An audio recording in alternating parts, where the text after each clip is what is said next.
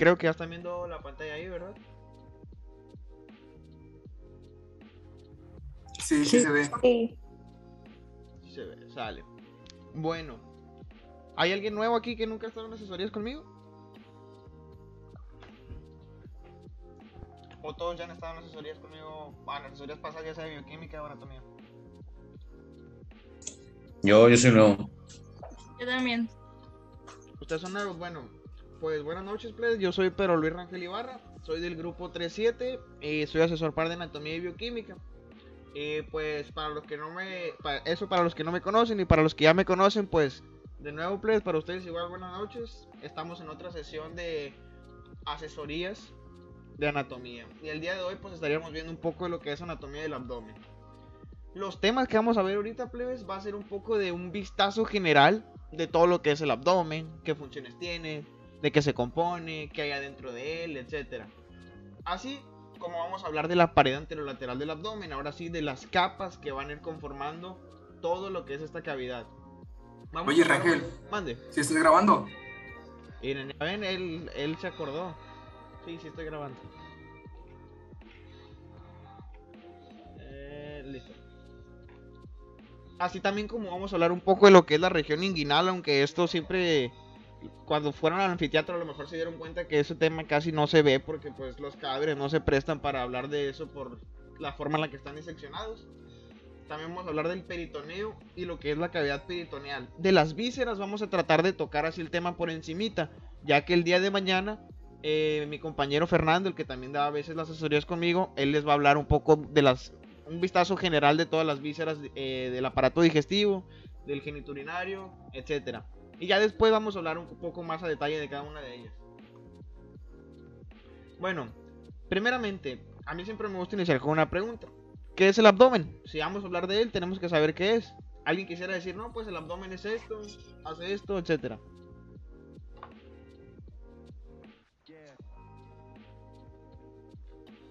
¿Qué es el abdomen, Carlos? Carlos Cisneros.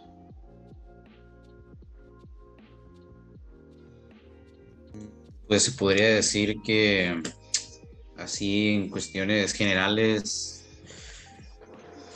pues es una parte del cuerpo, por así decirlo, donde podemos encontrar principalmente, creo yo, partes como el intestino delgado, el intestino grueso, órganos como el hígado, páncreas, eh, estómago, quizás también, bueno, sí, el estómago, y sus diferentes capas, el aumento, Muy bien, con eso. y también, bueno, sí, fíjate. Con eso. Es correcto lo que mencionó él. El abdomen es una parte del cuerpo. Es una región, es un segmento anatómico. Como ven ahí en la imagen de una persona en posición anatómica, se ven que distintas regiones, distintas partes están resaltadas en otros colores. ¿Esto para qué? Para delimitar distintas secciones. Miembros superiores, miembros inferiores, tórax, cuello, cráneo, cabeza, la cavidad abdominal, la pelvis o periné. El abdomen es una parte del tronco. El tronco corresponde a todo lo que es tórax, abdomen, pelvis y periné. Entonces, en este caso, el abdomen se va a encontrar ubicado entre lo que es caja torácica y la pelvis y periné. Como mencionó ya el compañero, este va a albergar principalmente a los órganos del aparato digestivo: intestino delgado, intestino grueso, el estómago, los órganos accesorios, etcétera. Y sus paredes van a estar formadas principalmente de músculo y sus aponeurosis. Estos músculos y sus aponeurosis van a estar sostenidos por los distintos anillos óseos que van a delimitar a la cavidad abdominal. ¿Ok? Aquí, más o menos en esta zona donde estoy delimitando, encontraríamos la cresta ilíaca, que es parte del hueso coxal que va a formar la cintura pélvica. Y aquí más o menos en este reborde que estoy resaltando de nuevo, estaría el reborde subcostal. Todo esto son estructuras óseas. Son partes de huesos que no son de la cavidad abdominal. Son de los segmentos adyacentes a la cavidad, ¿ok? Donde los músculos que van a tapizar a lo que es la cavidad abdominal van a tener sus inserciones y sus orígenes. Como vistazo general, Pues ya mencionamos que las paredes van a ser principalmente musculoponeuróticas y van a tener la función de contraerse. ¿Para qué? Para que dentro de la cavidad, dentro de toda esta región, podamos aumentar o disminuir las presiones que se encuentran en ese lugar. Si nosotros necesitamos respirar, principalmente van a trabajar nuestros pulmones. Ellos se van a expander. Para que los pulmones que se encuentran aquí más o menos se expandan, crezcan, digámoslo así, el diafragma, este músculo principal respiratorio, tiene que contraerse. Y al momento de contraerse se va a empujar para abajo. Se va a ir hacia abajo. Y las vísceras que se encuentran en todo el abdomen, obviamente tienen que irse aún más para abajo. ¿Para qué? Para que el diafragma descienda. Y para que pase eso, las paredes tienen que distenderse, tiene que crecer el abdomen. Para que todas las vísceras que se encontraban aquí bajen o se muevan más a una porción anterior, para que el diafragma pueda ocupar un poco de espacio y los pulmones expandan su superficie.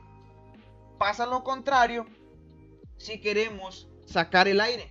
Si nosotros necesitamos sacar el aire, los músculos, las paredes del abdomen tienen que contraerse, hacer presión. Si hacen eso, la presión que se encuentre aquí dentro de la cavidad abdominal va a aumentar, va a ir para arriba. Y esto nos va a ayudar a contribuir a sacar aire de la caja torácica. Porque ¿qué decíamos si ocupaban agarrar en los pulmones? Tenía que descender el diafragma. Pero si ocupamos sacar aire de más, o sea, hacer una expiración forzada, si nosotros hacemos más presión aquí, las vísceras van a tender a subir. Si suben las vísceras, el diafragma tiene que subir un poco más, tiene que relajarse de más, y ahí los pulmones tienen que disminuir su espacio. Y al momento de que ellos disminuyen su espacio, vamos a sacar el aire. ¿Ok? Y eso nos ayuda al momento de toser, al momento de estornudar, al momento de vomitar, para sacar también fluidos, nos sirve. También si se distienden, aparte de que nos va a ayudar a los movimientos de inspiración forzada, nos va a contribuir también a que cuando nosotros comemos, si nosotros comemos, el estómago tiende a crecer, tiene que aumentar su diámetro. Si hace eso, pues obviamente también tiene que crecer las paredes del abdomen. En mujeres embarazadas durante su periodo que tienen al producto creciendo dentro de ellos, también tienen que crecer las paredes. Y todo esto es gracias a la dinámica que tienen ellas de poder contraerse y distenderse. Pero la cavidad abdominal no es como tal cavidad abdominal, sino que se le llama cavidad abdominopélvica. ¿Por qué? Porque todo lo que se encuentra en esta región tiene continuidad a la región pélvica. No hay una estructura que digamos delimite la cavidad abdominal de la cavidad pélvica. Digamos, aquí no hay una barrera que va a decir aquí termina y acá ya empieza otra cosa. Lo que utilizamos nosotros es que para fines descriptivos hablamos de la abertura de la pelvis. La pelvis es la cintura pélvica está formada por los huesos coxales, pero estos van a tener, digamos, un anillo, un orificio en su parte superior, que va a dar continuidad a la cavidad abdominal, a la región de la pelvis. Por eso muchas de las vísceras que se encuentran aquí en la cavidad abdominal tienen continuación en la pelvis. Y el término más correcto sería cavidad abdominopélvica, porque el abdomen se continúa directamente con la pelvis. Pero para fines descriptivos, repito, se utiliza la abertura pélvica superior del anillo óseo de la cintura pélvica. Ahí podemos decir que termina el abdomen y continúa la pelvis, pero no es una estructura como tal, es solamente una abertura que da comunicación. Si vamos a hablar de un segmento del cuerpo humano, tenemos que hablar un poco de su anatomía topográfica. Cuando nosotros nos referimos a anatomía topográfica, hacemos referencia a las estructuras que podemos observar superficialmente en la superficie corporal. Ya lo vieron ustedes en tórax. Ustedes, al momento de inspeccionar, hacer la exploración a un paciente, van a poder ver cómo sus clavículas se resaltan. Van a poder ver aquí la hendidura que se forma. Pueden, inclusive en personas muy delgadas, asténicas, van a poder ver entre los espacios intercostales. Van a poder ver aquí su reborde subcostal, etcétera. En el abdomen ocurre algo similar. Nosotros vamos a poder palpar los límites superficiales del abdomen, que va desde la apófisis cefoides del esternón hasta las crestas ilíacas. Ok, y estas superficies nosotros las vamos a poder palpar, perdón. Y en algunos individuos que tienen o que hacen ejercicio, que tienen una tonificación del cuerpo bastante elevada, vamos a poder ver las hendiduras que se forman entre los músculos. Vamos a poder notar cómo se forma el característico six-pack. Vamos a ver cómo se forman unas hendiduras, unas depresiones por todo esto que también son palpables y nos sirven al momento de escribir. Vamos a ver obviamente al ombligo, que este también nos sirve como punto de referencia anatómico. Y obviamente nosotros, utilizando la planimetría, vamos a trazar unas líneas imaginarias por todo este segmento para dividirlo. ¿De acuerdo? Nosotros lo podemos dividir de dos formas: la de cuadrantes y la de regiones. La de cuadrantes viene dada por una línea imaginaria que trazamos, la línea media sagital, y otra línea transversal, que le podemos decir la línea transversal axial o el plano transumbilical, porque pasa justo por la mitad de lo que es el ombligo. Eso nos va a dar una división en cuadrantes, con el cuadrante superior derecho, superior izquierdo, inferior derecho e inferior izquierdo. ¿De acuerdo? Pero también podemos utilizar una nomenclatura francesa donde lo dividimos en 9 regiones. Estas 9 regiones van a ser dadas por otras líneas imaginarias. Obviamente necesitamos dos líneas verticales para que nos den un plano o dos planos laterales y nos den un plano medio. Y obviamente vamos a necesitar dos líneas transversales para que nos den un plano superior, un plano intermedio y un plano inferior, ¿sale? Pero estas líneas, ¿cuáles son? Las dos verticales que nosotros utilizamos son estas, las líneas medio claviculares, derecha e izquierda. Estas van a ir, ahí se me fue todo el mouse. Estas van a ir desde lo que es la mitad de la clavícula, línea medio clavicular, hasta la mitad de la cresta ilíaca. Bueno, podríamos decir que también a la mitad del ligamento inguinal. Igual, la derecha y la izquierda tienen el mismo trayecto. Ahí están las verticales. ¿Y cuáles son las transversales? Bueno, podemos utilizar 4 transversales aquí, pero pues obviamente nosotros solamente utilizaríamos 2.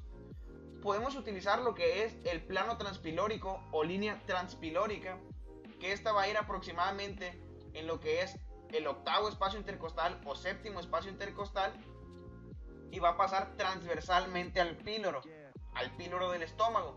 Transpilórica. Ahí va. Vamos a trazar aquí también las líneas medio claviculares. Y también podemos utilizar otra línea justo debajo de esta transpilórica, una pulgada más o menos, unos 2-3 centímetros, que es el plano o línea subcostal, que esta, su nombre lo dice, subcostal, debajo del reborde costal, de las costillas. Entonces va a ir terminando de lo que es la 10ª costilla, aquí donde se empieza a unir los cartílagos de las costillas flotantes. Y podemos utilizar más abajo otras dos líneas, la línea intertubercular e interespinosa. Se le llama intertubercular porque va desde tubérculo de la espina ilíaca hasta tubérculo de la otra espina ilíaca. Y la línea interespinosa porque va desde espina ilíaca a espina ilíaca del otro lado. Y utilizando independientemente cualquiera de estas 4 líneas, vamos a escoger ahora la interespinosa y la subcostal. Con eso nos vamos a quedar. Eso nos va a dar una división en regiones, no en cuadrantes, donde vamos a tener aquí a los hipocondrios derecho e hipocondrio izquierdo. Vamos a tener a las fosas ilíacas derechas, fosa ilíaca derecha, y fosa ilíaca izquierda, flanco derecho, flanco izquierdo. Eso en los planos laterales. Y en el plano medio vamos a tener a la región epigástrica, el epigastrio. Vamos a tener al mesogastrio o región umbilical. Ay, qué raro, ¿qué pasó con esa M? Mesogastrio o región umbilical. ¿Y cómo se va a llamar esta? Hipogastrio. El hipogastrio. Y estas divisiones, tanto en regiones o cuadrantes, nos sirven para que nosotros podamos ubicarnos desde afuera a los problemas que podría tener internamente el paciente. ¿Ok? ¿Por qué? Porque esto nos ayuda a delimitar más o menos qué vísceras se encontrarían en cada región. En el hipocondrio derecho podríamos encontrar la parte superior del riñón derecho, la glándula suprarrenal, el lóbulo derecho del hígado, la vesícula biliar que se encuentra justo debajo del hígado en su cara visceral. Podremos encontrar la flexura hepática o cólica derecha de lo que es el colon.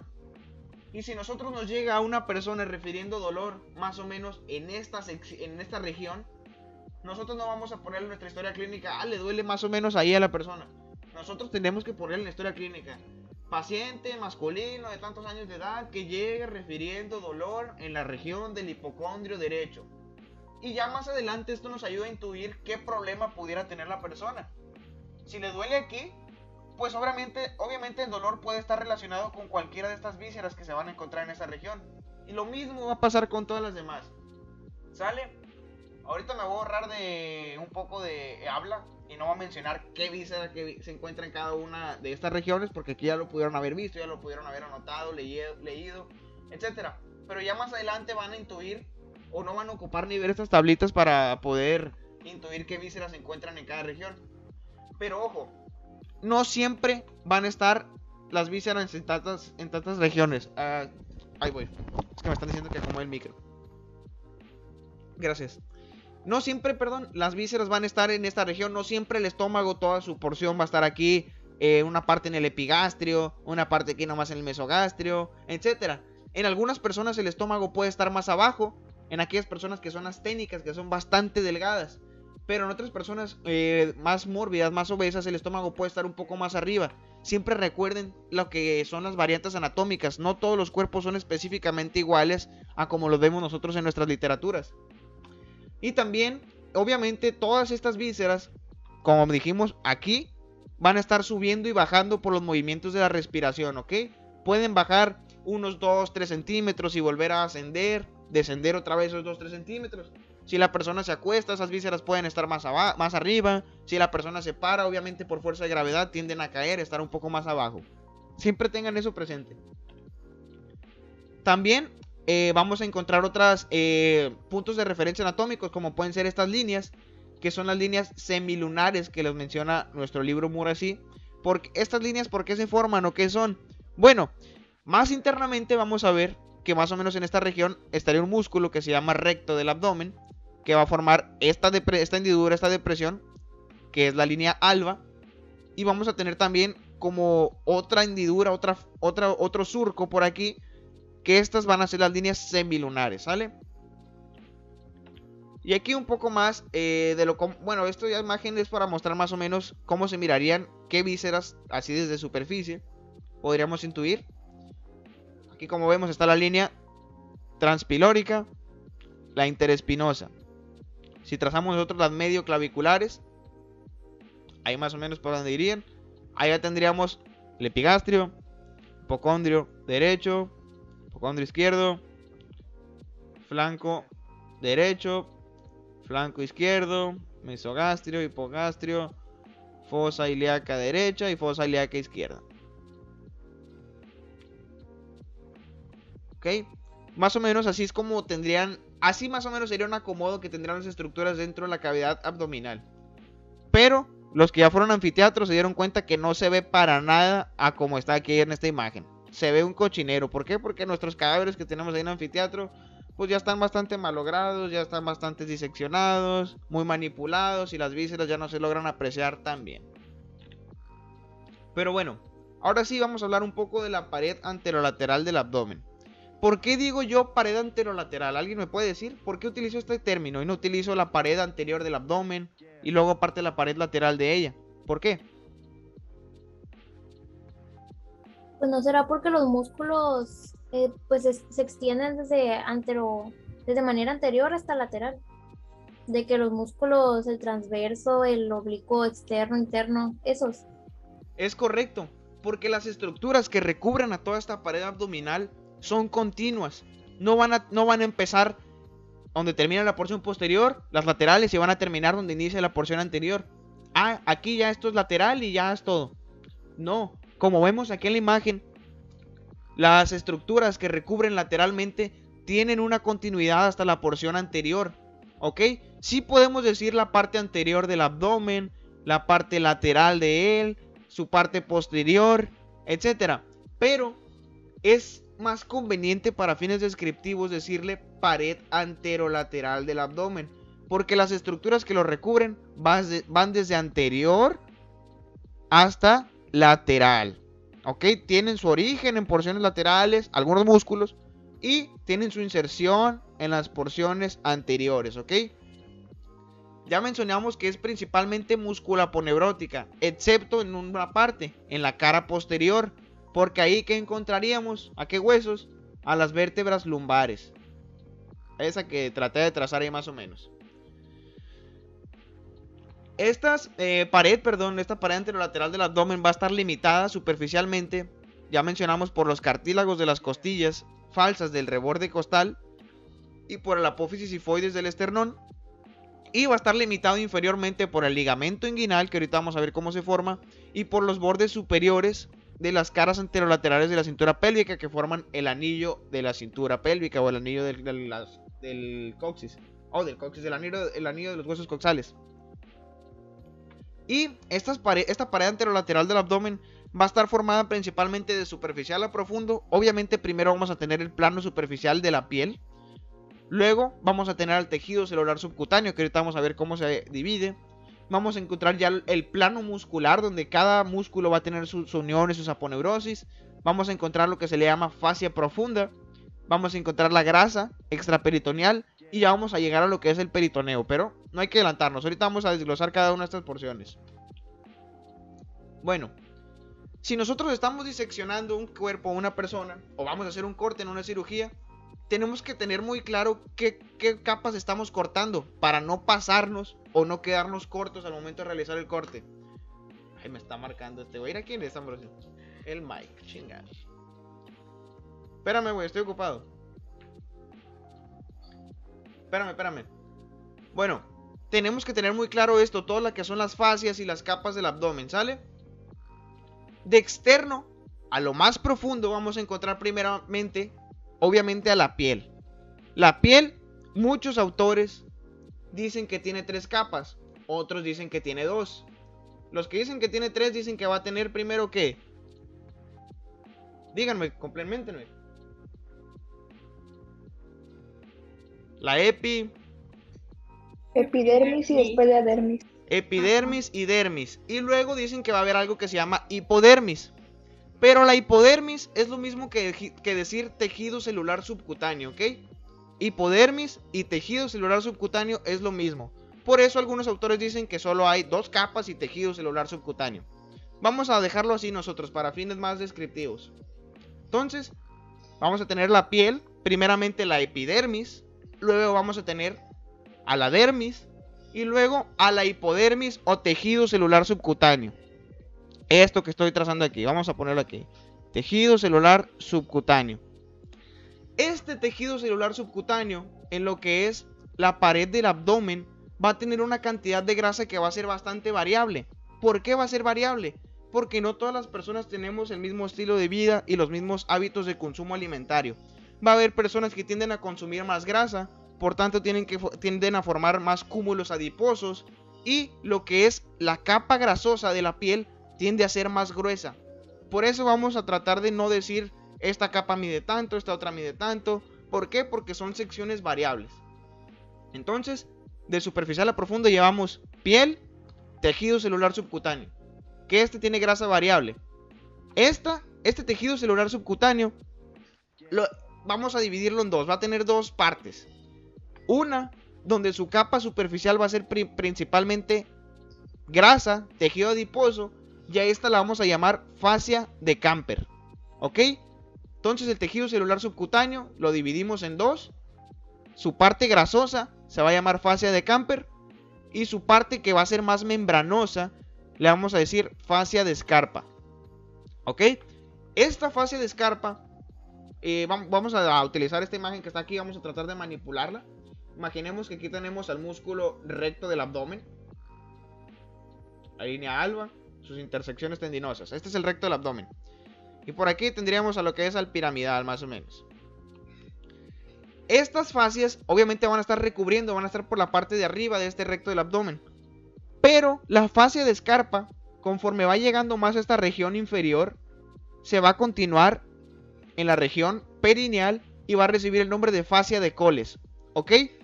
La fascia de coles es una continuación de la fascia de escarpa en la parte superficial e en la parte inferior. ¿Ok? Entonces, ¿qué llevamos?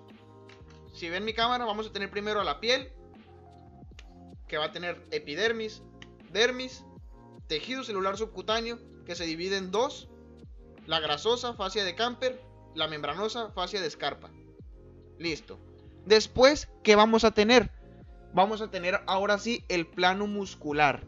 Todos los músculos planos u anchos, que ahorita vamos a hablar más de ellos. Todos estos músculos de la pared anterolateral del abdomen no van a estar así como así. Van a tener algo que se llaman fascias de revestimiento o de recubrimiento. Vamos a tener al músculo oblicuo externo, y entre el oblicuo externo y la fascia de escarpa, la membranosa, va a haber otra fascia delgadita, que es una fascia de recubrimiento, que es la fascia de recubrimiento superficial, porque está en un plano más superficial. Esta va a recubrir a lo que es al músculo oblicuo externo. Luego del oblicuo externo vamos a tener otra fascia de recubrimiento, de revestimiento, que recibe el nombre de fascia intermedia. Luego, obviamente esta fascia intermedia va a recubrir al oblicuo interno. Del oblicuo interno, en su parte más profunda, detrás de él, posterior, vamos a tener otra fascia de recubrimiento, que esta va a recubrir al transverso del abdomen. Y ay, se me cortó la sesión. ¿Qué rollo, ma? ¿Qué ocupas?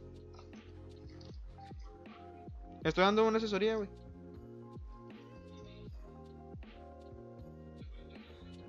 Se cortó la sesión, o sea, se acabaron los 40 minutos.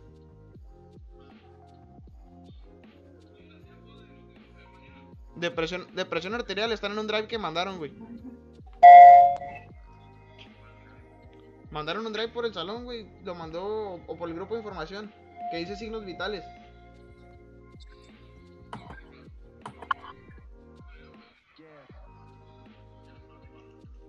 Sale, güey. Dale.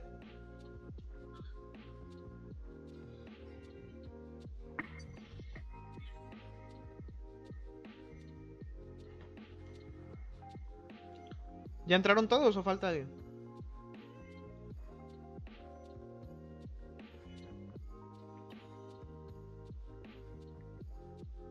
¿Cuántos éramos ahorita? ¿Los 20 o había más personas?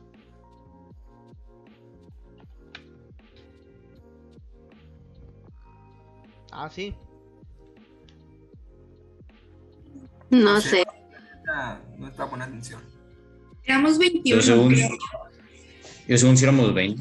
Bueno, vamos a continuar aquí. Ahí si falta otra persona, pues se va a ir integrando. ¿Sí va quedando más o menos claro cómo van conformadas capas de la pared abdominal? Sí. ¿Sí? ¿No se están enredando? O bueno, ¿no los estoy enredando? A ver, nada más que dijiste que las fases profundas de revestimiento, por ejemplo, la superficial está entre... ¿Cuáles? Mira, vamos a poner aquí otra diapositiva. Ahí creo que van a dejar de ver la pantalla, sí. Miren, pongo otra diapositiva para que lo pueda dibujar. Nueva diapositiva. Y me van a tocar la puerta, espérenme.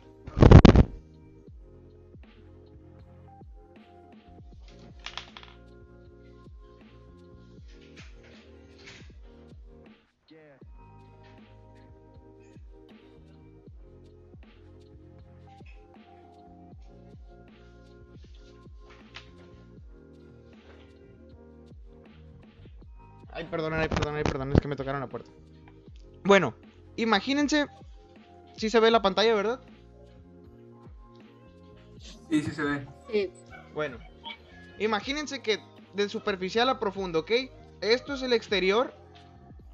Y aquí estaría el abdomen de una persona. Aquí tendríamos a su ombligo. Aquí ya se continuaría con la región genital. Y acá estaría lo que es el tórax. ¿Sale? En el abdomen, primeramente vamos a tener a lo que es la piel. ¿Sale? Listo. De la piel vamos a tener esa fascia, el tejido celular subcutáneo, que este se divide en dos. La que está más superficial, esta es la fascia de Camper. Y la que está más en lo profundo es la fascia de Scarpa. Después de esta fascia de Scarpa, ya empieza el plano muscular, ya vamos a tener músculos. Pero estos músculos van a estar revestidos por las fascias de recubrimiento, que las vamos a pintar de azul ahorita. Entonces, después de la fascia de Scarpa, está la fascia de recubrimiento, que es esta línea azul, del músculo oblicuo externo, que la vamos a pintar de verde, el oblicuo externo. Luego sigue otra fascia de recubrimiento, que esta es la intermedia, ¿ok? Que va a estar recubriendo al músculo oblicuo interno. Luego va a haber otra fase de recubrimiento, que va a estar recubriendo al músculo transverso del abdomen, que también es este último que está de verde, el transverso del abdomen. Y detrás del transverso del abdomen ya hay otra fascia que recibe el nombre de fascia transversalis. Vamos a ponerlo de púrpura, la fascia transversalis, que también es otra membrana delgadita. Aquí obviamente se ve muy resaltado que están diferenciadas, pero en el cadáver o al momento de hacer una disección no va a ser muy distinguible qué capa es qué capa, ¿ok? Se tiene que ser una persona que tenga mucha experiencia haciendo disecciones para separar cada capa de entre ellas. Y obviamente el cadáver tiene que prestarse para la disección, ¿ok? Pero más o menos así iría conformado de lo que es superficial. Y aquí sería lo profundo. Aquí es donde estarían las vísceras. Profundo. Aquí tendríamos al hígado. Tendríamos aquí a las asas intestinales, etc. ¿Quedó un poco más claro de cómo están conformadas las capas? Sí, ya, gracias. Sale. ¿Ok? Luego, después de esa fascia de transversalis, perdón, que se encuentra detrás del músculo de transverso del abdomen, vamos a tener a la fascia endoabdominal. Vamos a tener a la grasa extraperitoneal. La fascia endoabdominal es lo mismo que decir fascia transversalis. ¿Ok? Esta capa de grasa extraperitoneal, al igual que lo que es la porción adiposa o la fascia de Camper, también va a ser muy variable. Tiende a estar más gruesa o más delgada en distintas personas. Después de esta grasa extraperitoneal, nosotros ya podemos intuir que sigue más a la profundidad. Extraperitoneal, fuera del peritoneo. Ahí entonces ya encontraríamos la lámina parietal del peritoneo. Ahorita vamos a hablar más adelante de lo que es este peritoneo, ¿sale? Bueno, ahora sí. Hemos dicho mucho la palabra plano muscular, los músculos de la pared anterolateral del abdomen, pero ¿cuáles son estos? Bueno, principalmente hay 5 músculos que van a ser bilaterales, ¿ok? Van a estar tanto del lado derecho como del lado izquierdo. Entonces vamos a tener un total de 10 músculos, suponiendo así. Y estos músculos los vamos a clasificar en dos tipos: los músculos planos u anchos y los músculos rectos o verticales. Dentro de los músculos planos u anchos vamos a encontrar al oblicuo externo, oblicuo interno y el transverso del abdomen. El oblicuo externo va a tener sus fibras en un sentido de lateral a medial y de superior a inferior. Y que tengan este sentido de lateral a medial y de superior a inferior hace que sus fibras sigan un sentido oblicuo, ¿ok? Este músculo oblicuo externo va a tener su origen en las caras externas de las costillas quinta a la 12ª y van a tener 3 inserciones: una en la cresta ilíaca, otra en la sínfisis del pubis y otra en su unión en la línea media con la aponeurosis de su músculo contralateral, con el oblicuo externo del lado izquierdo, suponiéndolo así. Y ahí es donde van a formar su unión de sus aponeurosis, lo que se llama línea alba. ¿Ok? Aquí, miren esto. Más o menos aquí estaría el oblicuo externo. Todo esto que estoy resaltando de rojo. Y sus fibras siguen un sentido oblicuo. Y estas fibras llegan aquí al plano medio y se van a unir con las fibras del otro músculo oblicuo externo. Ahí la unión de sus fibras forman esta línea blanquita que estamos viendo. Esa es la línea alba. Y sus fibras, ahí los que tengan prendido su micrófono, si lo pueden apagar. Bueno, aquí creo que lo puedo mutar yo. Listo, ya lo muté.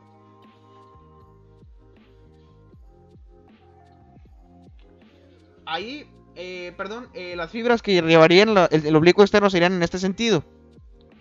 Así irían sus fibras. Se unen en la línea media y forman la línea alba con las aponeurosis del otro músculo. Y también tienen su inserción aquí en la cresta ilíaca y en la sínfisis del pubis. En estos dos puntos. Y esas inserciones del oblicuo externo van a formar un ligamento que es de vital importancia clínica y anatómica, que es el ligamento inguinal. Entonces el ligamento inguinal va a estar formado por las aponeurosis del oblicuo externo una vez que tenga sus inserciones en la espina ilíaca y en la sínfisis del pubis. ¿Ok? El oblicuo interno va a estar en un plano más profundo del oblicuo externo. Si ustedes ven la imagen, esta que está más o menos aquí, si nosotros quitamos ahora el oblicuo externo, le hacemos un corte más o menos por aquí, estaríamos viendo ahora el oblicuo interno del abdomen. Vemos que sus fibras van a ir en un sentido paralelo y contrario, van a formar como una X. ¿Ok? El oblicuo externo lleva este sentido y el oblicuo interno llevaría este sentido. El oblicuo interno es un músculo que va a tener su origen en la fascia toracolumbar, en la parte posterior, y va a tener su inserción en los bordes inferiores de las costillas 10 a 12. Es decir, este va a llevar un sentido de inferior a superior y de lateral a medial. Por eso sus fibras van en este sentido oblicuo hacia arriba y las del oblicuo externo van del lado contrario. Y va a sonar bastante redundante, pero el oblicuo, el músculo transverso del abdomen, sus fibras ¿en qué sentido van a ir? Pues transversales, ¿verdad? Van a ir desde donde tiene su origen, en lo que es las caras internas de los cartílagos costales, hasta la línea alba. ¿Ok? En un sentido transversal. Eso por parte de lo que es los músculos planos u anchos. Y en lo que son los músculos verticales o rectos, vamos a encontrar al recto del abdomen y al músculo piramidal. Pero pasa algo curioso con lo que es el músculo piramidal. Este músculo es un músculo inconstante. ¿Qué quiere decir esto? Que aproximadamente el 20% de la población va a tener ausente este músculo. Este no todo el mundo lo tiene. Ustedes capaz ni lo tienen ni cuenta se dan. Estos músculos planos, los músculos anchos, van a ser algo característico en el plano medio. Van a formar una cavidad o un compartimiento que se llama vaina del recto o vaina de los rectos. ¿Ok? Esto va a ser un tanto difícil de explicar aquí virtual o fuera de un cadáver. Porque imaginémoslo así. El oblicuo externo va a venir donde tiene su origen y va a formar la línea alba tras la unión con la aponeurosis del otro músculo. Pero también se va a unir con las fibras del músculo oblicuo interno. El oblicuo interno es un músculo que al momento de llegar a la línea media, sus aponeurosis se van a dividir en dos. Si ven aquí en esta imagen que vamos a encerrar ahora, ¿cómo va a pasar eso? Este es el músculo oblicuo externo, este es el oblicuo interno. Si ven aquí, su aponeurosis viene normalita y va a llegar a un punto donde se va a dividir en dos, se va a bifurcar, donde una va a ir al plano superficial o anterior y otra va a ir al plano posterior o profundo. Y lo mismo va a pasar con el otro oblicuo interno. Va a tener dos hojas en sus aponeurosis. Una de sus aponeurosis, del lado derecho, digamos así, o del lado izquierdo, se va a unir con la aponeurosis del oblicuo externo del otro lado. Va a ser difícil de explicar, ¿eh? Lo que esté pintado. O sea, sería la hoja anterior con la aponeurosis del oblicuo externo. Es lo que vamos a explicar. Miren, lo que pinte de azul va a ser parte del oblicuo interno y lo que pinte de rojo va a ser parte del oblicuo externo. Este va a ser mi lado izquierdo y este va a ser mi lado derecho. ¿Ok? Por aquí iría más o menos el oblicuo interno, el músculo. Y este músculo, una vez que llegue aquí, más o menos a la línea semilunar, se va a dividir en dos. Una que va a ir para adelante, anterior, y otra que va a ir posterior. La que viene aquí anterior se va a unir su aponeurosis con la del otro músculo oblicuo externo del otro lado. Se van a unir en este punto. Ahí se van a cruzar sus aponeurosis. Y lo mismo va a pasar con las del otro lado. El oblicuo interno del lado derecho se va a dividir en dos. Y su lámina anterior se va a unir con el oblicuo externo del otro lado. Van a formar como una X. Eso va a ser la parte anterior del compartimiento. ¿Ok? Va a ser esto. La pared anterior de la vaina del recto. Esto que está encerrado aquí. Que va a estar hecha por la aponeurosis del oblicuo externo y la aponeurosis de la lámina anterior del oblicuo interno. Ahí van a estar encerrando al recto del abdomen, que es todo este músculo, en su cara anterior. Pero ¿qué pasa en su cara posterior? En su cara posterior, como dijimos que el oblicuo interno se dividía en dos, una anterior, que ya vimos qué pasa con ella, ¿qué pasa con la posterior? La hoja posterior del oblicuo interno se va a unir ahora, se va a unir ahora con el otro músculo que vamos a pintar de verde ahora, que es el transverso del abdomen, que este va a tener también su aponeurosis y se va a unir con el oblicuo interno en su hoja posterior del oblicuo interno del otro lado. Y lo mismo va a pasar con el del lado derecho, con el del lado izquierdo. Se van a unir. Y esos van a formar la pared posterior de la vaina del recto. Aquí está. Pared posterior de la vaina del recto. Que va a ser esto que está aquí. Que va a estar formado por la hoja posterior del oblicuo interno y el transverso del abdomen. Y van a formar este compartimiento fibroso que va a ser bastante fuerte y va a dar cabida o va a albergar al músculo recto del abdomen. ¿Ok? Ya vimos que va a estar formada por la unión de las aponeurosis de los músculos planos. Y estas aponeurosis también, cuando se van uniendo en la línea media, forman la línea alba, repito. ¿Quedó claro más o menos cómo se forma la vaina del recto? ¿O hay alguien que no le quedó de todo claro para volverlo a explicar?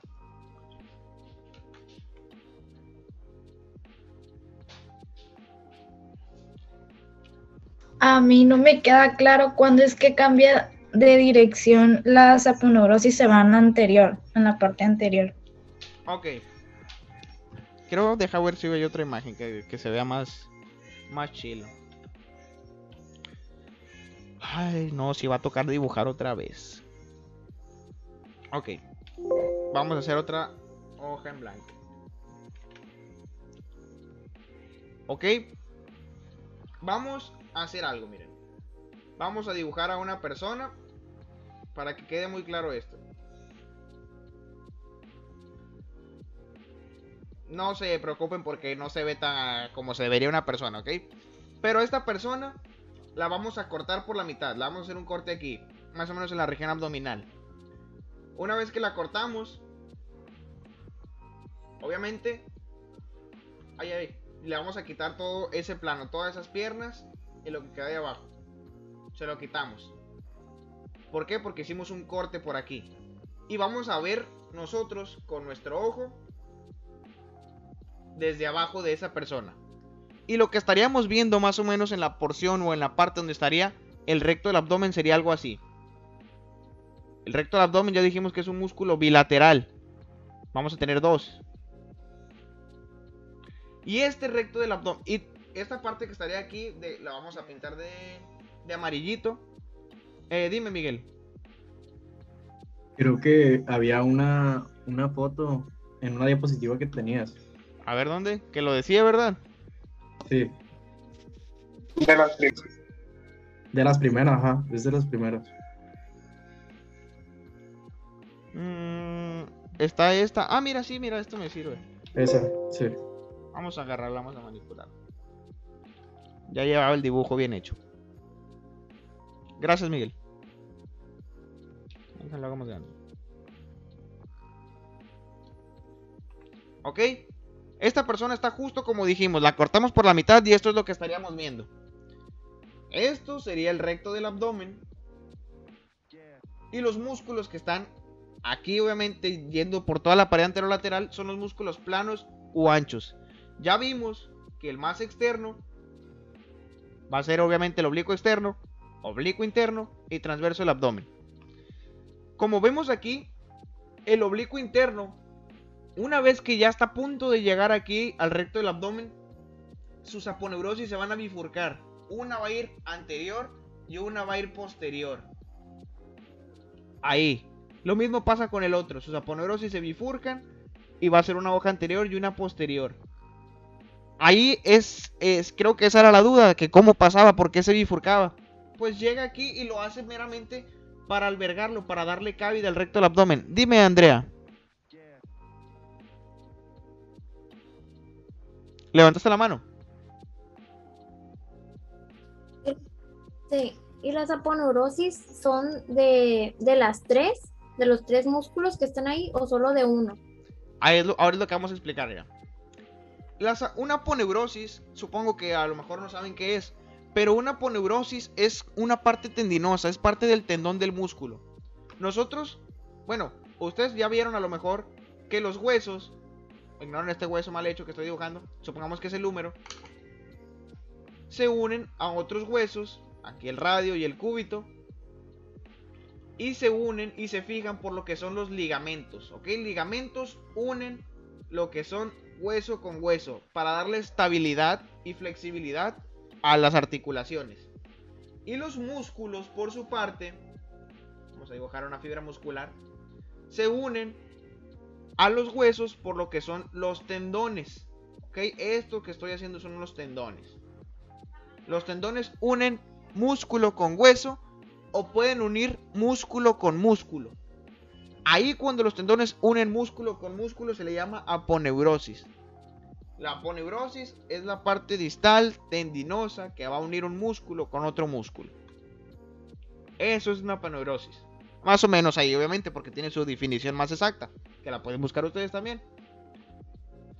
Y estas aponeurosis de los músculos planos, los que están de la pared anterolateral del abdomen, se van a unir entre sí aquí en la mitad, en la línea media. Pero no se van a unir atravesando el recto del abdomen. Lo tienen que, digamos que lo tienen que, ¿cómo lo digo? Lo tienen que evadir para no atravesarlo. Entonces lo que hacen es que lo abrazan. El transverso del abdomen viene como viene más por en lo profundo, va a pasarle por atrás al recto del abdomen. Y al momento de pasarle por aquí atrás, tiene que unirse con otra aponeurosis. ¿Con quién lo hace? Con la lámina posterior del oblicuo interno. Y lo mismo pasa con el transverso del otro lado. Llega aquí a la línea media y se tiene que unir con la lámina posterior del oblicuo interno contralateral. Y pasa lo mismo en la parte anterior, en la hoja superficial, la que está aquí. Pero pasa con el oblicuo externo y se une con la hoja anterior del oblicuo interno. Lo mismo pasa con el que está del lado contralateral. ¿Ok? Y ahí están abrazando al recto del abdomen. Y a eso se le llama la vaina de los rectos. ¿Ya quedó un poco más claro? Es que yo me refería que las aponeurosis pasan de, o sea, como que envolver al recto hacia la parte anterior. Eso es lo que yo... Es que las aponeurosis pasan en la parte anterior y a la parte posterior. Lo envuelven por adelante y por atrás. Por eso se le llama vaina de los rectos. Forma un compartimiento. Compartimiento fibroso. Este es el recto del abdomen. Y las aponeurosis pasan delante de él y detrás de él. Y lo van a encerrar. ¿Sale? Mande, Andrea. Lo que yo creo que se refiere Saori, creo que preguntó, no sé, de que creo que en el MUR viene que pasa eso, que usted dice de que se fusionan las Ujú. aponeurosis de manera anterior y posterior, Ujú. pero luego dice que eso es por arriba de la línea arqueada, algo así, y luego dice por debajo de la línea Ok. arqueada es cuando ya solo las aponeurosis pasan de manera Ok. posterior. A eso es a lo que voy. A eso es a lo que... bueno, es que todavía yo pensé que todavía no comprendía bien cómo ocurría eso, pero ahorita vamos a hablar de la línea arqueada. La línea arqueada es esto. Ven aquí, esto es la lámina posterior de la vaina de los rectos. Cuando llega más o menos a la parte, digamos, más casi inferior donde va a terminar el oblicuo, perdón, el recto del abdomen, se forma una línea arqueada, se forma un arco. Y va a pasarle por debajo a lo que es el tendón del recto del abdomen. ¿Ok? Y ahí, en esta parte donde se unieron las aponeurosis y se unen en la sínfisis del pubis, va a quedar un espacio donde ya no van a estar obviamente las aponeurosis en la lámina posterior. ¿Por qué? Porque se formó este arco que une a las aponeurosis aquí en la parte inferior. Entonces, esto que queda aquí atrás, donde ya no están las aponeurosis de la lámina posterior, va a estar desnudo, no va a haber una vaina de los rectos que lo recubra por ahí. ¿Sale? Oye, Mande. ese arco que dices es el arco de Douglas. No, el arco de Douglas es otra cosa. Ah, ok.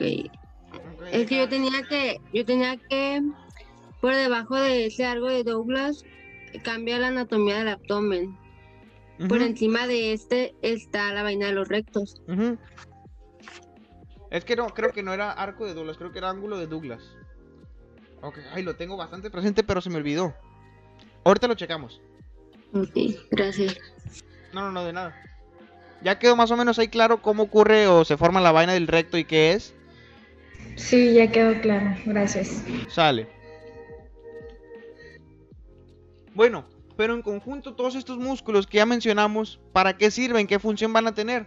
Obviamente van a formar como una faja todo lo que es la pared anterolateral del abdomen y les van a dar un soporte con mucha firmeza y que la va a permitir ser dilatable. ¿Ok? Ya dijimos para qué necesitaba dilatarse, expandirse. También va a sostener a las vísceras y las va a proteger contra distintos traumatismos. Si nosotros nos golpean en el abdomen, nosotros nos vamos a apretar, nos vamos a contraer para proteger a todo su contenido. También nos ayudan a mover el tronco, es decir, nos ayudan en los movimientos de torsión o rotación, de flexión lateral, de flexión anterior por parte del recto del abdomen. Y cuando todos estos músculos, los planos o anchos y los rectos o verticales, actúan en conjunto, van a contribuir en las acciones de micción al momento de orinar, al defecar, al vomitar, y en las mujeres a la hora del parto, su útero se tiene que contraer para expulsar el producto. Pero no solamente es con ayuda del útero, también las paredes anterolaterales del abdomen por sus partes musculares se van a contraer para contribuir a la expulsión de lo que será el niño. Pero toda estas pared obviamente tiene que recibir inervación, tiene que recibir aporte nervioso de parte del sistema nervioso, válgame la redundancia. Esto ocurre entre un compartimiento que hay entre dos músculos. Vamos a regresarnos para acá. Decíamos que entre cada músculo va a haber lo que se llama fase de revestimiento. Pero entre el músculo oblicuo interno y el transverso va a haber otro espacio anatómico, otro compartimiento, que va a estar delgaditito. Por ese compartimiento van a pasar nervios, arterias y venas. ¿Ok? Por su parte nerviosa van a pasar los nervios tóraco-abdominales, ramos cutáneos laterales y anteriores de ellos, el nervio subcostal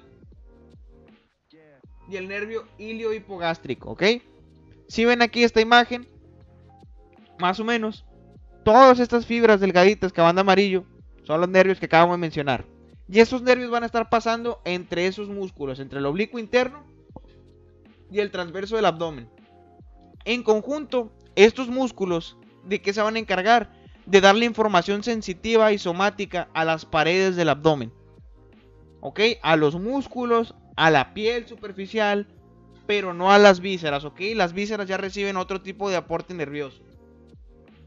Estos nervios no solamente van a seguir un sentido literal, así como se ve en la imagen, que este va a venir derechito y va a inervar así y así. No, todos estos nervios se pueden comunicar entre sí, hacer ramas entre ellos, que sus neuronas formen axones, que tengan sinapsis con las de arriba, etcétera, ¿ok? Tienen que imaginarse esto muy plástico, con mucha plasticidad. No siempre va a ser una línea que va a inervar solamente ese sitio, sino que esa línea puede tener ramas que se pueden comunicar con el nervio de abajo, etcétera.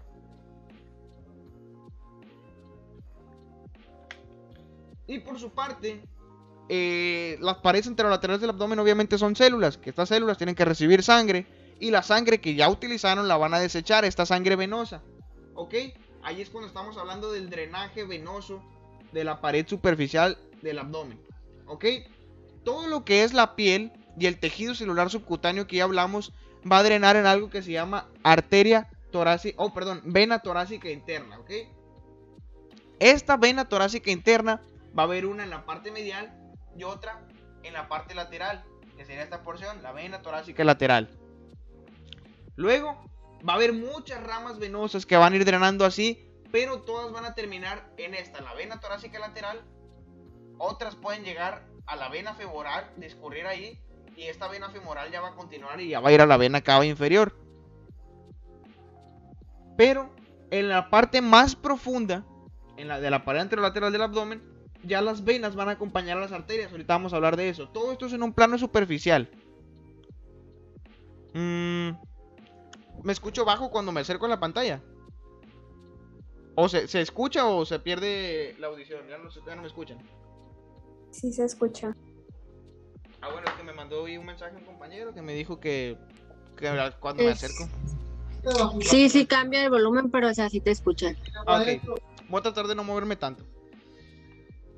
Bueno, esto es drenaje superficial. Todo esto que vemos aquí, todo lo que es piel y tejido celular subcutáneo va a drenar en distintas venas que van a acabar en la torácica lateral o en la epigástrica superficial, que van a terminar en la vena femoral.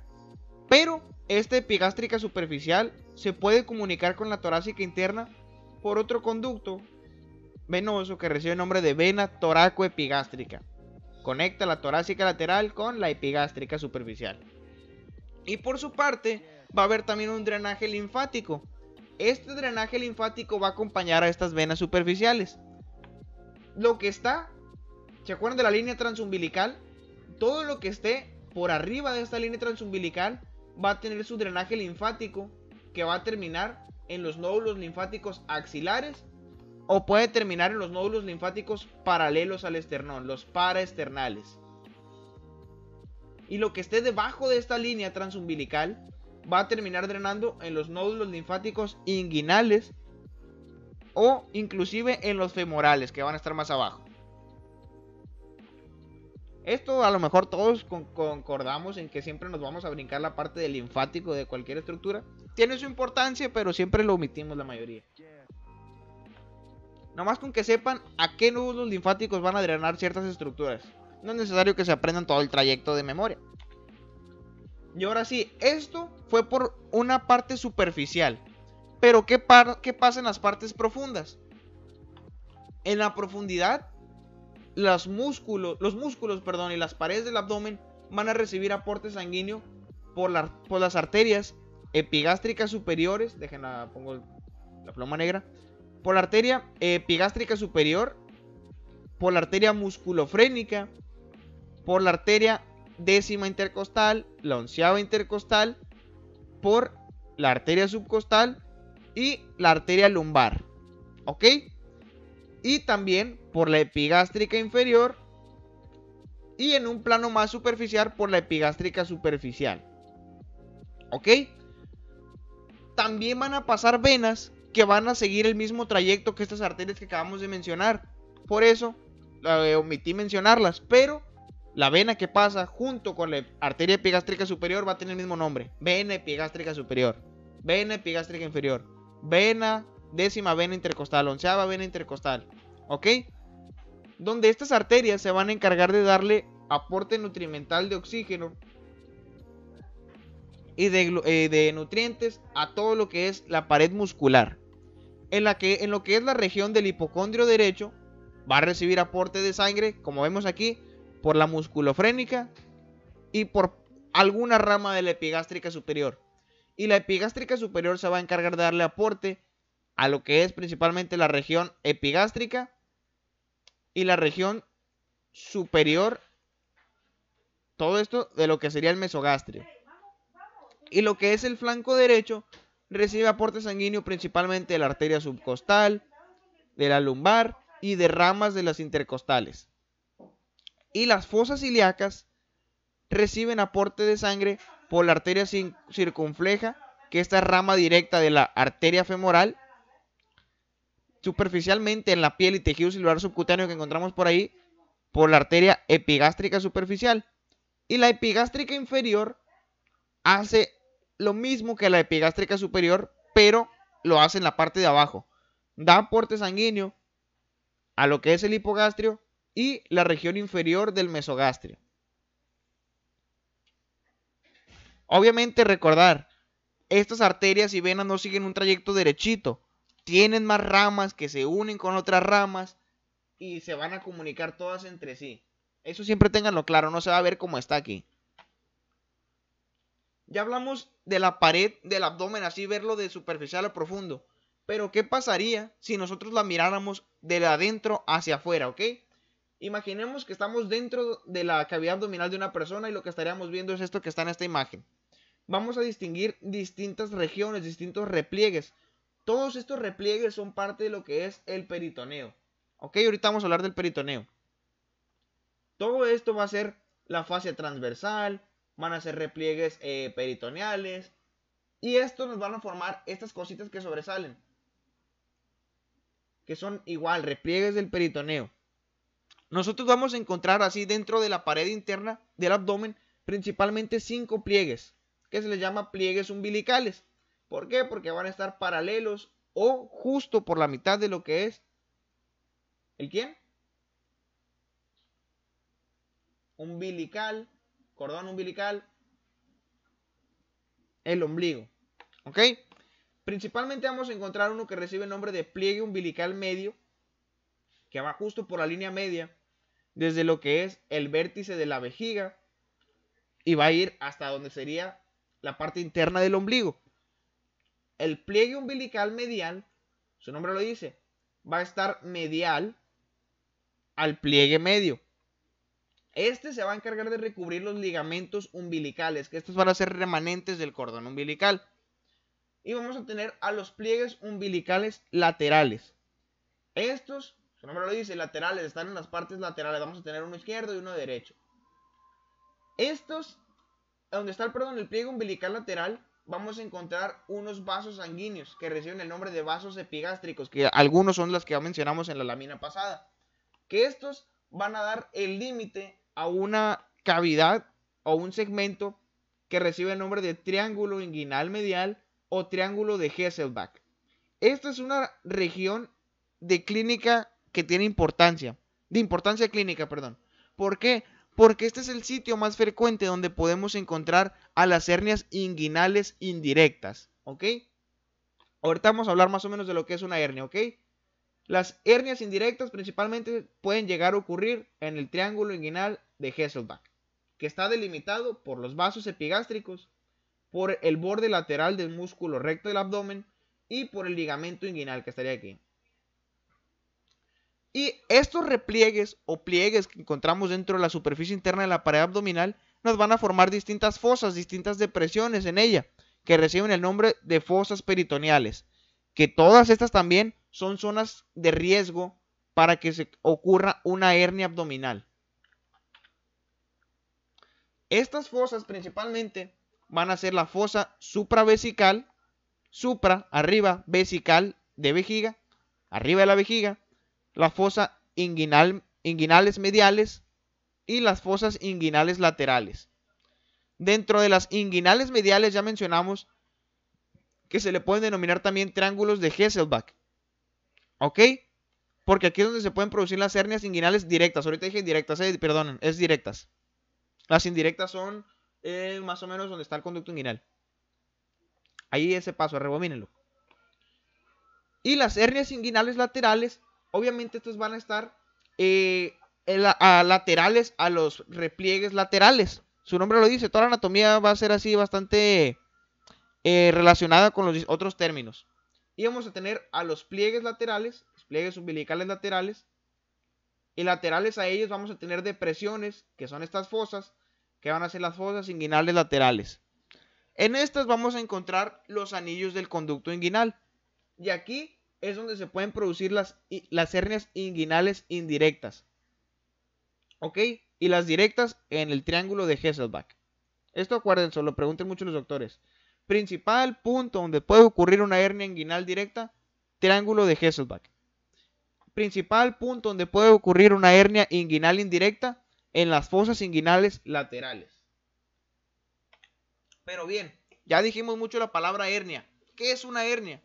A todos conocemos a alguna persona que le han operado de una hernia, ¿ok? Una hernia es un bultito o una protrusión de una víscera abdominal a través de la pared que lo contiene, ¿ok? Vamos a ver aquí. Todo esto son asas del intestino delgado. Si estas asas del intestino delgado se protruyen, salen de la pared que lo contiene, esto es a lo que nosotros llamamos hernia. ¿Ok? Y las hernias van a estar compuestas por un saco herniario y un anillo herniario. Falta menos de un minuto. Si se acaba, igual volvemos a entrar, plebes. Van a estar formados por un anillo herniario y el saco herniario. Estas hernias, obviamente, va a haber ocasiones donde se van a poder, obviamente se tienen que operar, pero va a haber ocasiones donde se tiene que cortar, hacer una sutura y ya tapar. Pero va a haber ocasiones donde la hernia no va a estar tan progresada que nosotros con nuestro dedito, el cirujano, la va a aplastar, va a hacer presión en ella y la va a regresar a su sitio y la va a taponear con una mallita. ¿Ok? Pero pues esto no es necesario que se aprendan exactamente cómo ocurre, nomás más o menos lo que se hace. Y estas hernias, si llegan a un punto,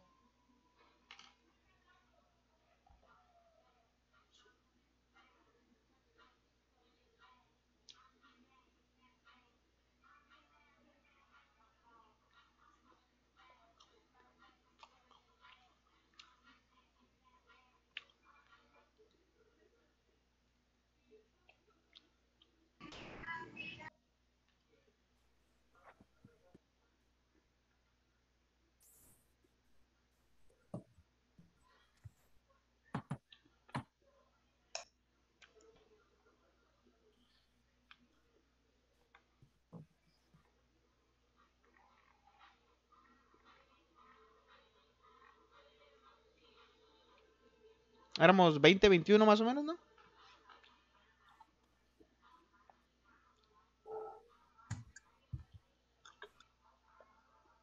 Ya me lo acabamos, pues, para que se vayan a estudiar más.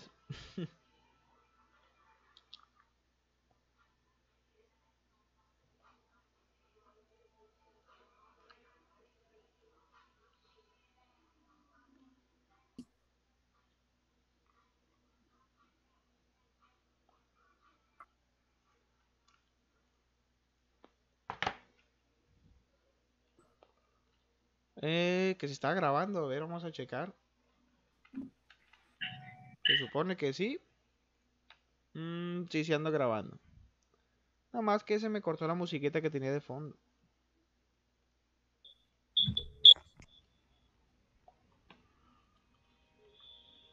Ya están viendo las diapositivas, ¿verdad? Sí. Sí. Sale. Entonces quedamos con que las hernias se tienen que operar. Y una hernia que era una protrusión de una víscera abdominal a través de la pared que lo tenía contenida. Estas hernias vamos a ver que las vamos a nombrar dependiendo de la región donde fue ocurrida la hernia. Si la hernia ocurre en la región inguinal, obviamente va a ser una hernia inguinal, que puede ser directa o indirecta, perdón. Y tenemos también a las hernias umbilicales, que estas obviamente van a ocurrir en la región umbilical, y las hernias epigástricas que ocurren en la región epigástrica. Pero estas hernias también pueden ser provocadas o digamos adquiridas. Si una persona se hace una cirugía de abdomen de cualquier otra cosa y la persona no se cuida bien, el punto donde le hicieron el corte y la sutura y sus puntos se pierden, pues obviamente van a ser zonas de debilidad que van a ser adquiridas y van a ser zonas posibles para que ocurra una hernia, que se le recibe el nombre de hernias incisionales, porque fueron provocados por una incisión. Pero siempre las zonas que sean de debilidad, aquí se puso debilidad 2 veces, no sé por qué. Si esas zonas que sean débiles anatómicamente, congénitamente o provocadas, van a ser zonas de riesgo para que se provoque una hernia. Y si estas hernias llegan a un punto tan avanzado que el anillo herniario va a estar estrangulando a la víscera que se protruyó, esta víscera se va a volver isquémica, no va a recibir sangre, se va a necrosar y el tejido va a morir. Se muere, esto puede provocar una infección y se hace más un show, un pedazo, plebes. Por eso, las hernias tienen que diagnosticarse y tratarse y operarse. Listo. Ahora vamos a hablar un poco de lo que es la región inguinal. La región inguinal es esta parte que está encerrada aquí en la imagen, que va a estar delimitada por el miembro inferior, el reborde o el reborde del músculo recto del abdomen y superiormente donde termina la cresta ilíaca. ¿Ok?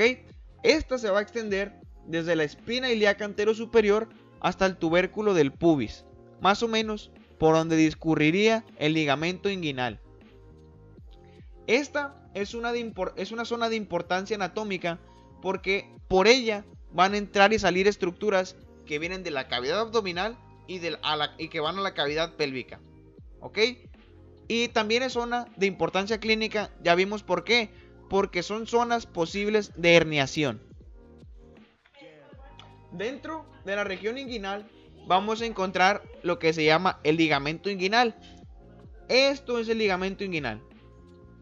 Todo esto es el ligamento inguinal. Este ligamento inguinal ya vimos que está formado por la aponeurosis del oblicuo externo del abdomen, que va desde la espina ilíaca anterosuperior hasta la sínfisis del pubis. Esta va a ser una banda que va a formar la parte inferior o va a delimitar este punto que se llama espacio subinguinal, que es esto que está delimitado de moradito. No voy a omitir delimitarlo porque ya está ahí para no rayonearlo más. Y vamos a encontrar también que va a estar formado por distintos ligamentos, que son repliegues de las aponeurosis del oblicuo externo. Vamos a encontrar este que es el ligamento lacunar, que recibe el nombre porque antes a esta sección, a lo que es el foramen miopectíneo, se le llamaba laguna miopectina. También se le puede llamar así todavía, y por eso el ligamento lacunar, o también llamado ligamento de Gimbernat. Este ligamento son fibras de los aponeurosis que van a pasar por la parte posterior y se van a unir a la rama superior del pubis. Todas estas son fibras o ramas de la aponeurosis del oblicuo externo, ligamento lacunar. Y el ligamento pectíneo, aquí en esta imagen no se ve, va a pasar o va a delimitar lo que es la parte lateral de esta fosa o de esta laguna que también mencionamos, que va a ser el ligamento de Cooper o ligamento miopectíneo. Vamos a encontrar algo que se llama tracto iliopúbico, que este va a ser un borde que va a estar en la parte inferior de toda esta región inguinal y va a ser una parte que va a ser más gruesa de la fascia transversal que mencionamos hace rato, la fascia transversalis. Una vez que esa fascia transversalis llega a este punto, se va a engrosar y forma lo que es el tracto iliopúbico. ¿Ok? En conjunto, el ligamento inguinal y el tracto iliopúbico, la función que tienen es principalmente darle fuerza a este foramen miopectíneo. ¿Por qué? Porque ya mencionamos que la región inguinal es una zona de debilidad donde puede haber una hernia. Y lo que hacen el ligamento inguinal y el tracto iliopúbico es darle fuerza, controlar las presiones que hay ahí, controlar la resistencia. Y dentro de esta región inguinal vamos a encontrar al conducto inguinal. El conducto inguinal, su nombre lo dice, es un conducto, es un canal que va a medir alrededor de 4 centímetros de largo y va a ser paralelo al ligamento inguinal. El ligamento inguinal es esto, que está aquí, formado por la aponeurosis del oblicuo externo, y dentro de él estaría el conducto inguinal. discurriendo paralelo a él. Este es importante porque ahorita mencionamos que en la región inguinal había estructuras que se comunicaban desde lo que es la cavidad abdominal con la región pélvica. Y las estructuras que pasan a través de este conducto inguinal, esto es pregunta siempre de examen, es el cordón espermático o funículo espermático en el hombre, y en la mujer pasa el ligamento redondo del útero. Por tanto, el ligamento redondo pasa en la mujer. Entonces, ¿qué estructuras de nuevo pasan por el conducto inguinal? Cordón espermático en el hombre, ligamento redondo en la mujer. Este, como es un conducto, va a tener dos aberturas. Una que va a estar más en la profundidad, que aquí no se ve, aquí está delimitada nomás anatómicamente por donde iría. Déjenla pinto de negro. Aquí estaría el anillo profundo. Y este sería el anillo superficial que se puede ver. ¿Ok? El profundo es la entrada y el superficial es la salida. Aquí en esta imagen se ve lo que es el funículo espermático. No pude encontrar una imagen donde se miraría cómo pasaría el ligamento redondo que iría el útero, pero sería más o menos algo similar. Son estructuras que pasan por este canal. Ok, ahora sí vamos a hablar del peritoneo.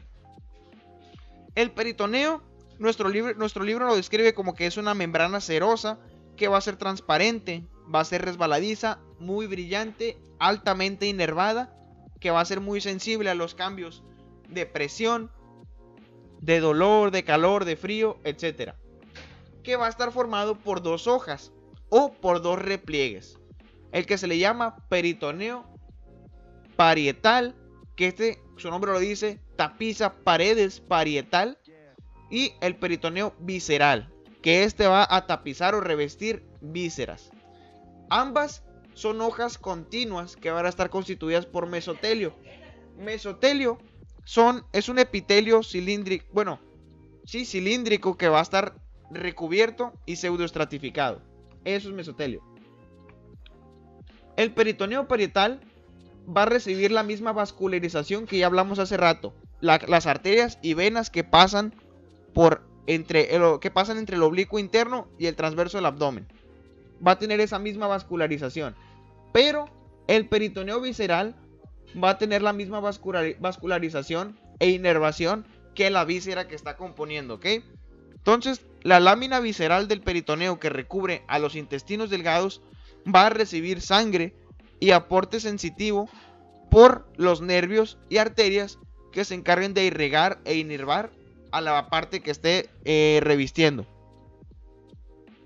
A diferencia del peritoneo parietal, el visceral va a ser insensible al tacto, al calor, al frío y a la laceración. Este puede ser estimulado para que provoque dolor por irritación química o si lo estiramos.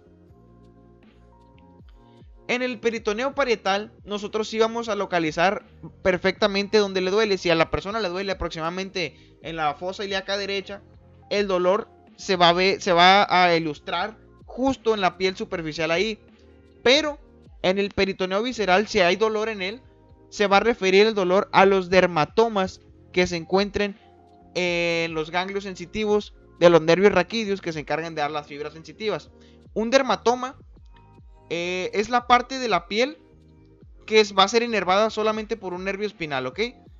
Sabemos que la columna vertebral va a tener los nervios espinales que emergen de ella, y el nervio espinal que se encargue de irrigar, digamos, solamente esta sección, va a ser un dermatoma. Justo debajo de esta sección, acá, va a haber otro dermatoma, ¿ok? Son las áreas de la piel que reciben aporte nervioso de solo un nervio espinal. Eso es un dermatoma. Pero bueno, ¿de qué nos sirve el peritoneo?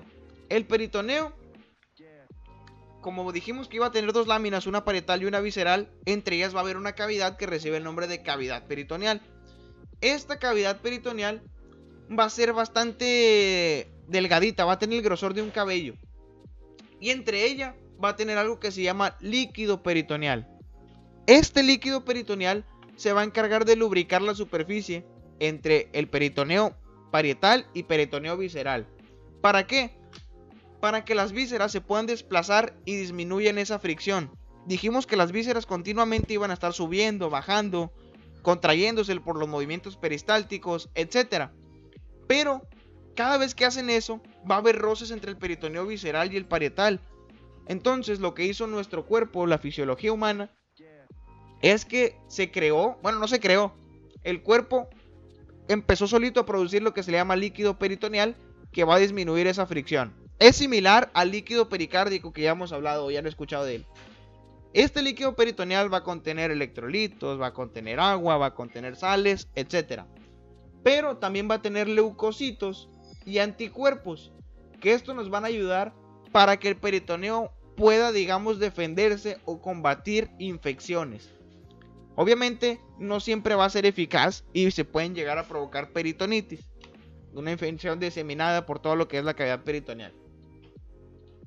El peritoneo nos va a servir también para describir a los órganos que se encuentran dentro de la cavidad abdominal. Ustedes han escuchado que hay órganos retroperitoneales, intraperitoneales, extraperitoneales, etc. Los órganos intraperitoneales no son los que están dentro de la cavidad peritoneal, como algunos pensaban.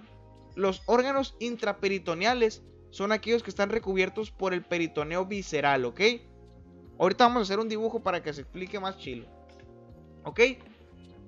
Entonces, órganos intraperitoneales no están dentro de cavidad, están cubiertos por peritoneo visceral. Y todos los que sean órganos extraperitoneales, retroperitoneales y subperitoneales van a estar fuera del peritoneo parietal, ¿ok? Solo van a estar cubiertos parcialmente por peritoneo en una de sus caras. Los órganos retroperitoneales, aquí el nombre lo dice retro, van a estar detrás del peritoneo.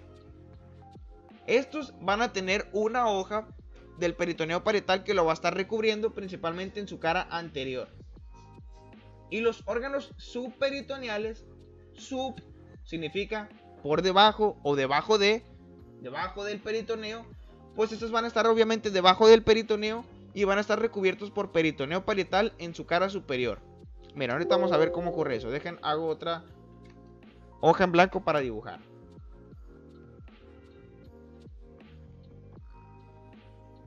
Ay, no me gustó esto ya.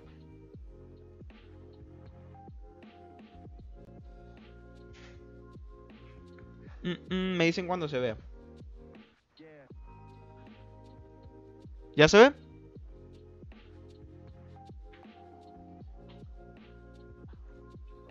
Sí. Bueno, Entonces los que están fuera del peritoneo visceral son los retroperitoneales.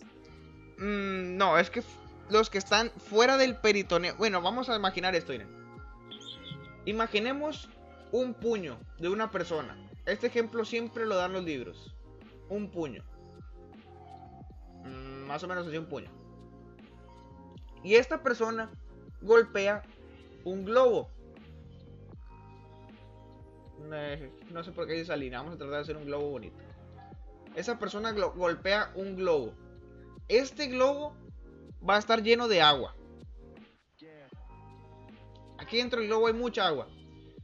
Obviamente si esa persona golpea el globo por afuera, el globo se va a traumatizar, se va a doblar. Aquí estaría el puño.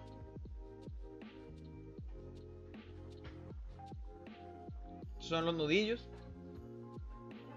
Acá estaría, ¿cómo se llama esta parte del globo? La boquilla. Y así quedó el globo. Y su contenido de agua pues quedó por ahí todavía disperso. Imaginemos que el globo es el peritoneo. La hoja que quedó recubriendo el puño va a ser la que se va a llamar peritoneo visceral. Peritoneo visceral. Y que el puño va a ser la víscera. Podemos decir que es el intestino delgado o el estómago. Y la otra hoja, vamos a pintarla de verde, es la que se quedó por afuera. Este va a ser ¿quién? El peritoneo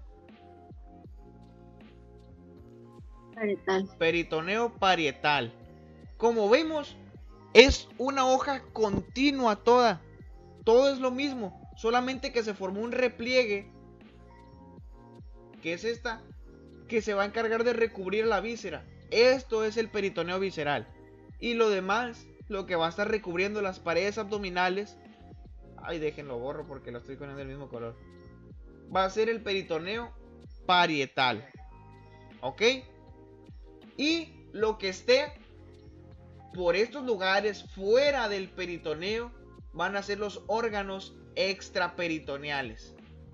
Y los que estén dentro o recubiertos por peritoneo visceral, como lo es el puño de esta mano, son los intraperitoneales. ¿Un poco más claro ya?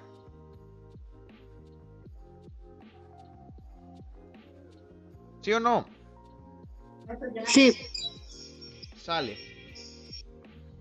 Pero esto con el ejemplo del puño y la mano.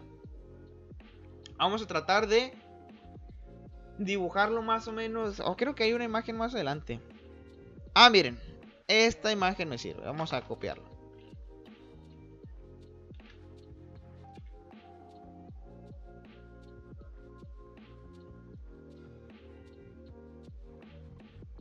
Déjala algo más para el medio. Esto que está aquí va a ser el hígado. Bueno, vamos a dibujarlo así primero. Imaginemos que esta es la pared anterior del abdomen. Y aquí tendríamos a lo que es al hígado. Vamos a ponerle aquí hígado.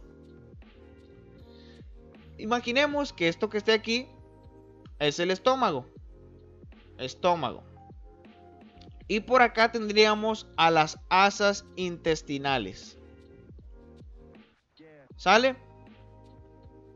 Y por abajo tendríamos a la vejiga. Y tendríamos al recto aquí en la parte posterior. Obviamente esto es una descripción de un corte sagital, que lo cortamos en un plano medio sagital y lo estamos viendo de una vista lateral izquierda. Y el peritoneo, vamos a dibujarlo de verde, va a estar recubriendo a las vísceras. O el peritoneo visceral va a recubrir a las vísceras, como puede ser aquí el estómago. Va a tener otro repliegue y va a ser el que va a recubrir a todas las asas intestinales. ¿Sale? Y este peritoneo, una vez que las recubrió a todas, vamos a también recubrirlo aquí, y se adhiere a la pared de este peritoneo, vamos a pintarlo en morado. Aquí ya va a ser peritoneo parietal. ¿Ok? Peritoneo parietal. Aquí me faltó encerrar una víscera. Vamos a borrarla porque no la encerré. Y estas porciones del peritoneo, esta que quedó aquí, este anillo, este otro anillo que estoy formando, van a ser los que se le llaman mesos. En el caso de las porciones del peritoneo que se encargan de abrazar a estos a los intestinos delgados, se le va a llamar mesenterio. ¿Ok? Que va a ser esto que está aquí. Esto es el mesenterio. Y en la parte donde está el estómago va a haber otra porción del peritoneo que se va a replegar. Va a ser un repliegue y va a ser como una bolsa. Este va a ser el aumento mayor. Más o menos así sería una forma de cómo se miraría el peritoneo distribuido. Pero bueno, volviendo a lo que sigue. Ahora sí, ya aquí en unas imágenes porque dibujo bien feo. Para describir todo lo que es el peritoneo y no decirle nada más peritoneo parietal y peritoneo visceral, utilizamos otros conceptos. Por ejemplo, los mesos, que podemos encontrar al mesocolon transverso, el mesoapéndice, mesocolon ascendente, el mesosigmoides o el mesenterio, todos estos son repliegues del peritoneo. ¿Ok? Aquí lo vemos en esta imagen. El peritoneo se va a replegar y va a abrazar aquí a la víscera. Se repliega y abraza otra víscera. Y las porciones que se están aquí, más o menos como las dibujé, van a ser los mesos. En el caso del que se encarga de conectar al intestino delgado con la pared posterior, se le llama mesenterio. Estos mesos, aparte de darle soporte y de fijar a la víscera a las paredes o en una región del abdomen, les van a dar una comunicación neurovascular. ¿Por qué? Porque a través de estos mesos van a pasar arterias, van a pasar venas, van a pasar nervios. Por ejemplo, aquí en el mesenterio, en este que está aquí encerrado, ¿qué arterias pasan por él? Mesenterio, arteria mesentérica, las venas mesentéricas, ¿ok? Que se van a encargar de darle irrigación y drenaje a los intestinos delgados. Pero no solo está el mesenterio, está el mesocolon transverso, que es este que estamos viendo, que va a conectar al colon transverso a la pared posterior del abdomen y le va a dar comunicación neurovascular. El mesosigmoides conecta al colon sigmoides con la pared posterior. Mesoapéndice conecta al apéndice con la pared posterior y le da comunicación neurovascular. Pero no solamente están los mesos, también vamos a tener lo que son los omentos. Principalmente vamos a tener dos. A estos también se les llama epiplones o, por ejemplo, en el caso del aumento mayor, se le dice también el delantal de los epiplones. Estos son repliegues bilaminares de lo que es el peritoneo. En concreto, el aumento mayor, que es este que estoy delimitando ahorita, se le llama mayor porque viene desde la curvatura mayor del estómago y va a tener 4 capas. Cuéntenlas aquí. Va una, forma el repliegue 2, la parte posterior del repliegue 3 y 4 con la otra. El aumento mayor tiene 4 capas. Este va a ir desde la curvatura mayor, repito, y se va a fijar en la parte inferior de lo que es el colon transverso. Aquí vemos, va a dar la vuelta y se fija en el colon transverso. ¿Ok? Este aumento mayor o epiplón mayor también tiene una función inmunológica. ¿Por qué? Porque cuando hay una inflamación en una víscera, digamos una apendicitis, este aumento tiene la capacidad más o menos de moverse, de desplazarse hacia ese lugar donde está la víscera. ¿Para qué? Para formar un llamado plastrón, contener a esa víscera. ¿Ok? Este es el aumento mayor y digamos aquí el apéndice está inflamado. El aumento mayor se va a mover y va a formar un plastrón sobre él para tratar de contener esa inflamación y que no se disemine y provoque una peritonitis. Pero obviamente esto no siempre no nos va a funcionar para controlarlo para siempre. Esto solamente nos da tiempo para que el cirujano, el doctor, haga otro procedimiento y quite esa víscera inflamada y haga una apendicectomía. Y el aumento menor, pues si el aumento mayor iba de la curvatura mayor, el aumento menor va a ir desde la curvatura menor del estómago y se va a unir a lo que es la cara visceral del hígado. ¿Y qué hace? Va a conectar al estómago con el hígado. ¿Y qué va a hacer aparte de comunicar víscera con víscera? Va a dar comunicación neurovascular. Por este aumento menor va a pasar la triada portal. Que la triada portal va a estar formada por la arteria hepática propiamente dicha, por la vena porta y el conducto cístico. También vamos a encontrar algo que se les llama ligamentos peritoneales. ¿Ok? Estos ligamentos peritoneales siguen siendo porciones de los omentos. ¿Ok? Por ejemplo aquí, el ligamento hepatogástrico. El ligamento hepatogástrico sería más o menos toda esta región. Pero toda esta región sigue siendo aumento menor. Nomás que se le dice ligamento hepatogástrico para fines descriptivos, ¿ok? Solamente se individualizan para describir porciones del aumento menor. Porque por aquí pasarían los vasos que son ramas del tronco celíaco. Y la otra porción, la que está más o menos por aquí, se le dice ligamento hepatoduodenal. Conecta hígado con duodeno. Pero sigue siendo parte del aumento menor. Y se individualiza. ¿Por qué? Para describir que por ahí pasa la triada portal. Lo mismo pasa con el aumento mayor. Se le dice ligamento gastroesplénico, que es esta porción. Conecta estómago con vaso, pero sigue siendo aumento mayor. Ligamento, no sé, ligamento gastrocólico, une estómago con colon, pero sigue siendo aumento mayor. Ligamento gastrofrénico, une al estómago con el diafragma, pero sigue siendo parte de lo que es el aumento mayor. ¿Sí quedó claro eso? ¿O... Sí. ¿Sí? Son los aumentos, tanto mayor como menor, van a seguir siendo los aumentos, pero se dividen en ligamentos descriptivamente. No podemos decir aquí empieza el ligamento, acá termina. Nomás los dividimos así en los ligamentos para poder describir estructuras que pasan por ellos y porciones que unen una víscera con otra víscera. A su vez, la cavidad peritoneal nosotros la vamos a poder dividir en distintos compartimientos. ¿Se acuerdan que íbamos a tener al mesocolon transverso, que se encargaba de adherir al colon, a la pared posterior? ¿Se acuerdan? Sí. Ok. Ese mesocolon transverso va a estar dividiendo a la cavidad abdominal o a la cavidad peritoneal en una porción superior que va a recibir el nombre de compartimiento supracólico. De hecho, aquí dice más o menos estos cuadros para describir cómo pasaría.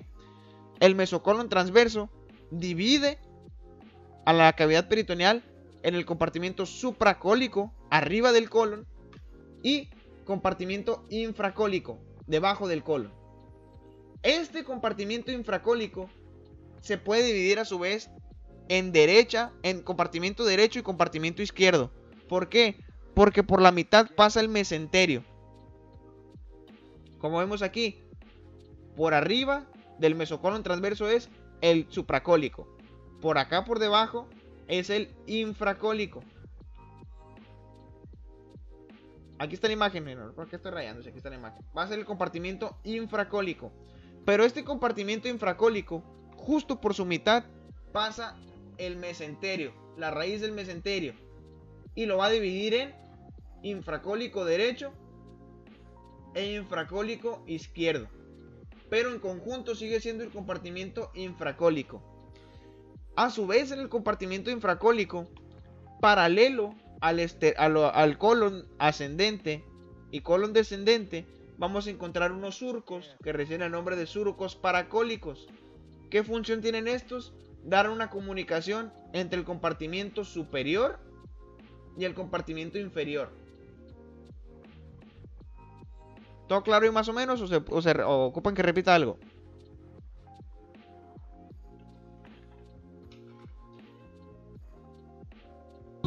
¿Qué fue lo último que dijiste? Eso no lo... Lo de los compartimientos.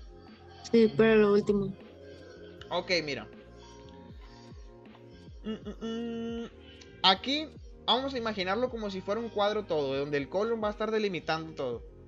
El colon, en el mesocolon transverso, lo vamos a dividir en compartimento supracólico superior e inferior. Este compartimento inferior, justo por su mitad pasa el mesenterio, y el mesenterio lo va a dividir en compartimento infracólico derecho e izquierdo. Pero en estos compartimientos también vemos que están pasando otras porciones del colon, el colon ascendente y el colon descendente. Y los surcos, bueno, déjenlo, lo delimito mejor. Y los surcos que se encuentren paralelos a dejen la rayo, paralelos a estos compartimientos inferiores, es decir, el que está por aquí, van a ser los surcos paracólicos, donde está pasando aquí la línea roja. Estos surcos paracólicos se encargan de darle una comunicación a la parte superior con la parte inferior. ¿Y esto para qué? Cuando alguna víscera esté ante un procedimiento ante un proceso de ascitis, de acumulación de líquido purulento alrededor de esa víscera, digamos el vaso está ascítico, tiene líquido purulento alrededor de él, pues estos surcos sirven para que ese líquido purulento discurra por estos surcos paracólicos y vaya a la región pélvica. Allí en la región pélvica hay una menor absorción de toxinas, ¿ok? Se va a excretar más fácilmente y se va a disminuir el porcentaje o la probabilidad de que este líquido purulento pase a la sangre y provoque una sepsis. ¿Ok? También vamos a encontrar lo que se le llama bolsa omental. También creo que se le llama transcavidad de los epiplones. Esta, su nombre lo dice, es una bolsa que va a estar en la parte de atrás del estómago, Aquí donde ven la imagen que está entrando el dedo del doctor, se le llama el foramen omental y da entrada a la bolsa omental o transcavidad de los epiplones. Este punto o este lugar, digamos hueco entre comillas, permite que el estómago tenga un movimiento libre entre las estructuras que son adyacentes a él, ¿ok? ¿Y esto por qué? Porque las paredes de esta bolsa se deslizan suavemente entre ellas, disminuyen la fricción para que el estómago se pueda mover, realizar movimientos peristálticos y realice la digestión adecuadamente. Y bueno, plebes, eso fue todo por un poco de generalidades de abdomen. Mañana van a ver generalidades de vísceras con mi compañero Fernando. Y pues a lo mejor estoy yo también para complementarle una con otra cosilla. No quedó ninguna duda de todo lo visto hasta ahorita. Lo puedo repetir, no se preocupen. Si no me expliqué bien, díganme, nos regresamos y que se comprenda el tema. O si todo quedó claro, pues ya sería todo. Una pregunta, ¿pasas las diapositivas o no? Sí las paso las diapositivas, pero yo les recomiendo que estudien del libro. Las diapositivas que no sean su única fuente de estudio.